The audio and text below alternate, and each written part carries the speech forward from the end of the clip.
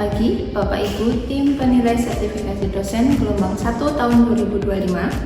Perkenalkan, saya Farida, Sarjana Gizi Magister of Public Health dari Program Studi Gizi Fakultas Pertanian Universitas Tidar. Dalam kesempatan kali ini, saya akan membuat video pengajaran dalam rangka PDD UKTPT bidang pengajaran Serdos gelombang 1 tahun 2025. Salah satu mata kuliah yang saya ampu adalah Biokimia Gizi. Mata kuliah ini merupakan mata kuliah pokok program studi dengan bobot 2 SKS, 1 SKS teori dan 1 SKS praktikum yang disampaikan di semester 2. Mata kuliah Biokimia Gizi merupakan mata kuliah pengantar dari mata kuliah lain yang masih dalam rumpun biokimia seperti metabolisme zat gizi makro, metabolisme zat gizi mikro, dan analisis zat gizi. Mata kuliah Biokimia Gizi ini membahas tentang konsep dasar biokimia yang berkaitan dengan gizi dalam tubuh manusia, membahas mengenai bioenergetika, siklus ATP, enzim, biokimia darah, indeks glikemik, glycemic load, dan biokimia urin. Kemampuan yang diharapkan setelah mengikuti mata kuliah ini adalah mahasiswa mampu menjelaskan konsep biokimia meliputi pengertian, tujuan, dan ruang lingkup biokimia gizi dalam tubuh. Kemudian mahasiswa juga mampu menjelaskan biokimia darah dan urin serta analisis biokimia darah dan urin beserta interpretasinya. Materi pembelajaran dalam mata kuliah ini meliputi pengertian, tujuan, dan ruang lingkup biokimia, bioenergetika, siklus ATP, enzim, kemudian indeks glikemik, biokimia darah, biokimia urin, yang keseluruhannya disampaikan dalam 14 kali tatap muka, dan kelas praktikum di laboratorium biokimia. Sistem pembelajaran atau model perkuliahan yang digunakan adalah blended learning, meliputi pembelajaran daring atau offline di dalam kelas dan praktikum di laboratorium, dan pembelajaran online menggunakan learning module system milik Universitas Tidar yang bernama ELITA, di mana dalam LMS tersebut mahasiswa dapat mengakses RPS, dapat mengakses kontrak perkuliahan, materi, mengunggah tugas, dan mengerjakan kuis. Pembelajaran blended learning dimaksudkan agar setelah di luar kelas pun mahasiswa tetap dapat terhubung dengan pembelajaran melalui LMS yang telah disediakan. Metode pembelajaran yang digunakan dalam mata kuliah Biokimia Gizi ini adalah pembelajaran berpraktikum dan case-based learning atau pembelajaran berbasis kasus. Setelah mahasiswa menerima teori di dalam kelas dari dosen, mahasiswa akan mendapatkan tugas memecahkan kasus yang harus dikerjakan bersama-sama secara berkelompok dengan berdasar materi yang telah diperoleh di kelas dan juga studi mandiri, studi literatur mandiri. Penilaian dan evaluasi pembelajaran mata kuliah ini dilakukan dengan menilai hasil studi kasus yang merupakan hasil kerja kelompok, kemudian hasil ujian tengah semester dan akhir semester yang dikerjakan secara mandiri, kemudian keaktifan dan ujian praktikum yang dikerjakan secara mandiri, kemudian kuis individu dan juga tugas mandiri. Bobot nilai yang cukup besar adalah untuk case base atau studi kasus dan juga praktikum. Kemudian disusul dengan ujian tengah semester dan ujian akhir semester, serta bobot 5% dan 10% untuk kuis dan tugas mandiri. Referensi yang digunakan untuk pembelajaran mata kuliah Biokimia Gizi ini meliputi textbook seperti misalnya Biokimia Harper, Biokimia Klinis, kemudian juga menggunakan artikel dari jurnal terbaru berisi penelitian-penelitian terbaru mengenai biokimia gizi, kemudian juga buku terbitan asosiasi profesi seperti Perkeni, kemudian Pernefri yang berisi atau membahas mengenai biokimia darah dan urin. Kemudian saya selaku pengajar dan juga peneliti menyampaikan hasil-hasil penelitian terbaru saya yang berkenaan dengan biokimia gizi dalam pengajaran atau di dalam materi perkuliahan. Hal ini saya maksudkan agar mahasiswa semakin tergugah dan juga bertambah wawasannya, bahwasanya belajar tidak cukup hanya dengan mendapatkan materi di kelas, tapi juga harus dicobakan di laboratorium dan juga dilaksanakan dalam penelitian. Begitu. Seperti contohnya, misalnya saya memiliki penelitian mengenai metabolisme asam aminositrulin dan juga karbohidrat yang berasal dari buah semangka dan pisang yang dicobakan pada hewan coba mencit. Kemudian saya sampaikan kepada mahasiswa bagaimana hasilnya dan bagaimana proses yang terjadi di dalam tubuh.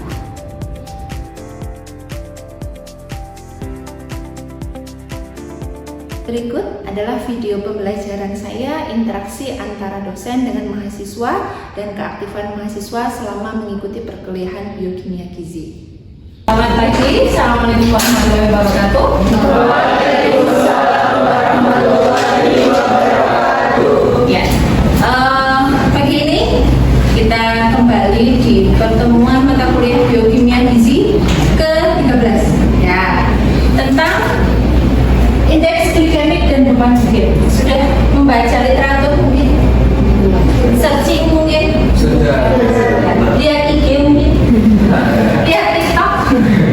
Tentang makanan yang memiliki IG tinggi atau IG rendah atau makanan yang bagus buat apa biasanya kalau yang dicari IG-nya itu sih? Buat apa? Kapan orang biasanya cari tahu apa itu IG, terus makanan ini IG-nya berapa?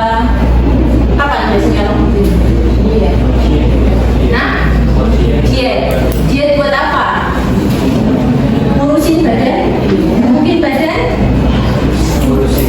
Ngurusin, biar kurus, dari yang berat badan berlebih jadi kurus. Apa hubungannya kira-kira? Kenapa orang yang mau menguruskan berat badan bukan yang mau menaikkan berat badan yang cari informasi tentang ini? Kenapa kira-kira?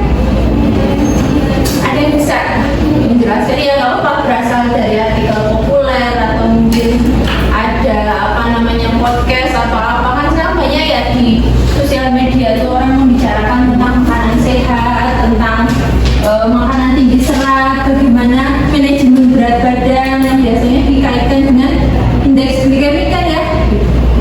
Nah di sini mungkin kalaupun teman-teman sudah mendapatkan informasi, kita mencoba men-matchkan, benarkah sesuai teori? Ya nggak apa-apa, silakan. Yang sudah pernah mendengar, kapan orang cari tahu itu dan kenapa sih harus cari tahu itu gitu? Kalau tadi kan katanya buat menurunkan berat badan, kira-kira kenapa?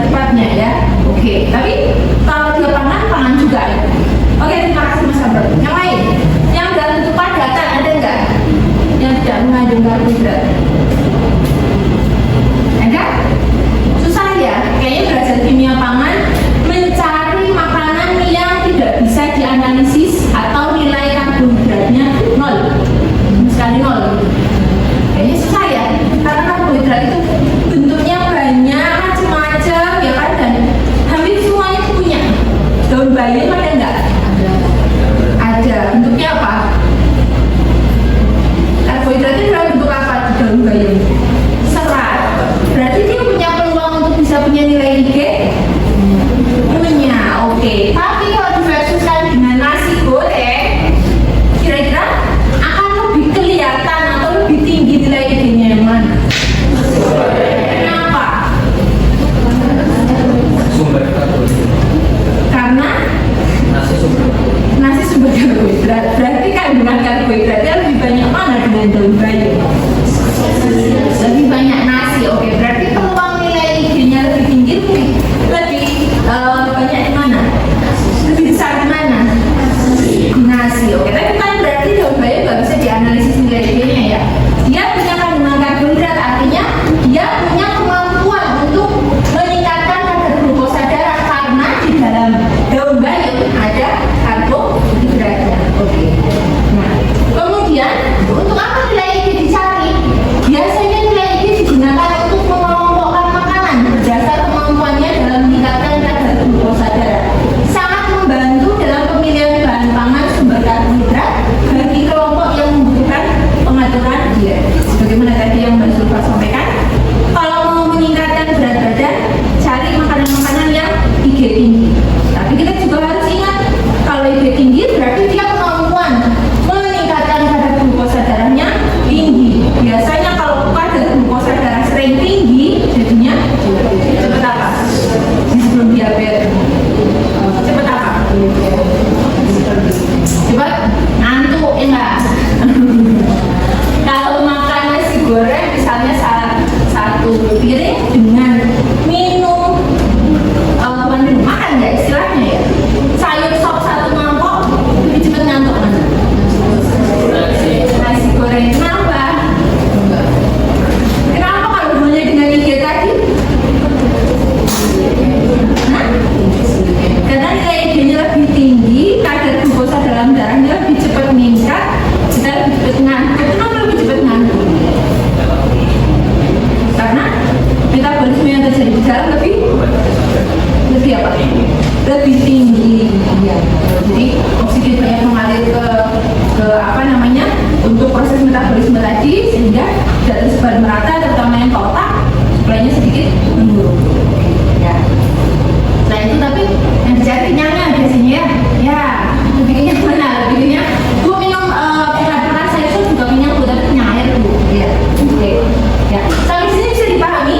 Jadi pentingnya belajar tentang IG adalah agar kita bisa mengelompokkan bahan makanan berdasar kemampuannya dalam meningkatkan kadar glukosa darah. Tujuan jangka panjangnya adalah biar kita bisa membantu kelompok-kelompok tertentu yang membutuhkan diet dengan bahan pangan tertentu yang dilihat dari nilai indeks glikemiknya.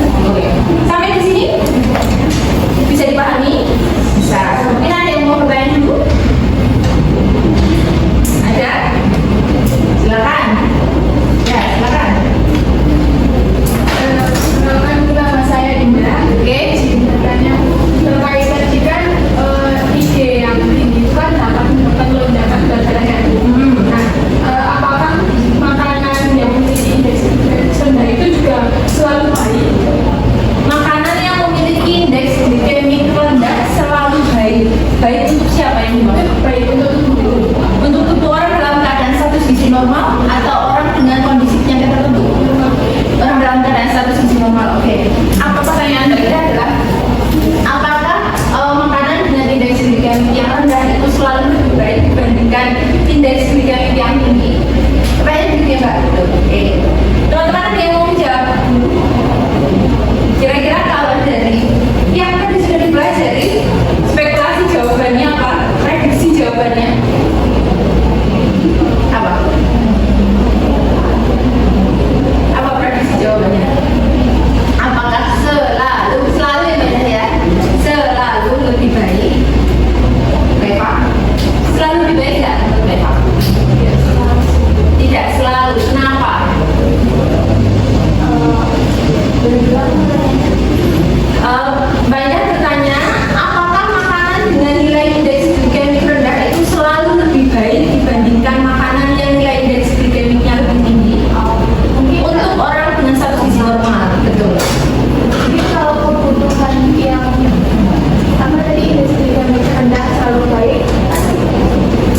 Kan kita nggak bisa 100% serat atau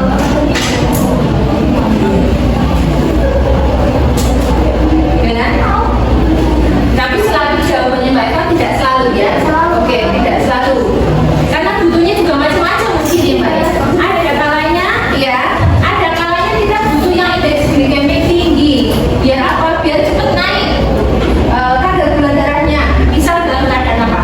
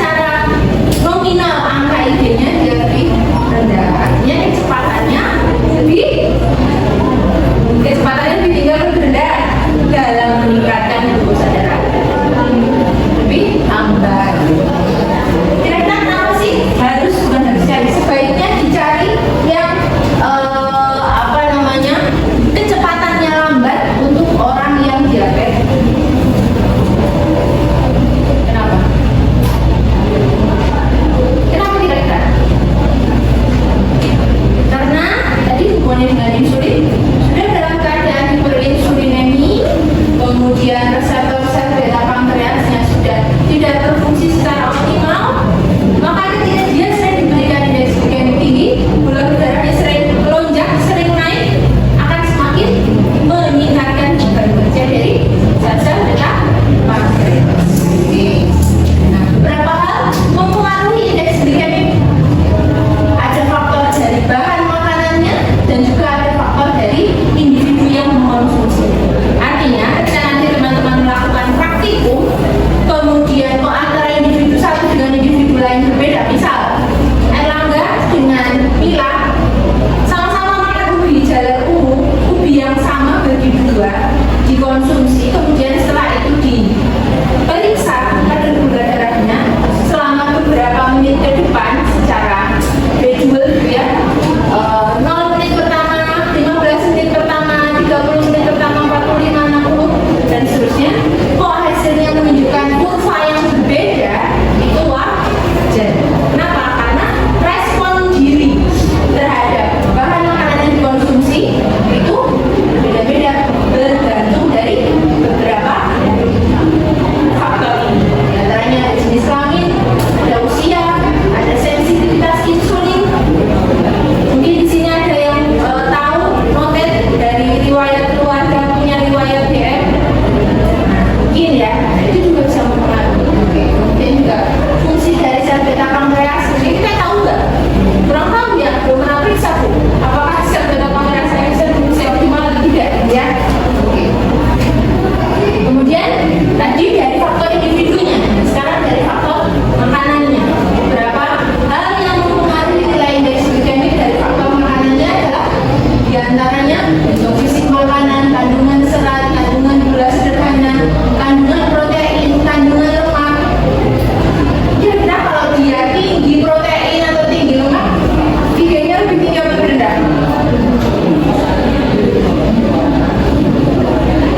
Kira-kira kalau makan makanan tinggi protein atau tinggi lemak diversuskan dengan yang lebih rendah protein atau lemaknya, lebih tinggi atau lebih rendah mereka? Nah, lebih rendah. Kenapa? Soalnya kalau proteinnya tinggi, otomatis karbohidratnya indeks glikemiknya itu lebih rendah.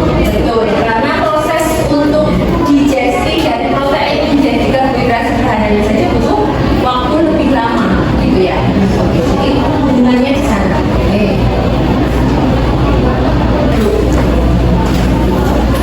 Oke, kemudian faktor lain ada tingkat kematangan makanan. Kira-kira tingkat kematangan makanan hubungannya apa?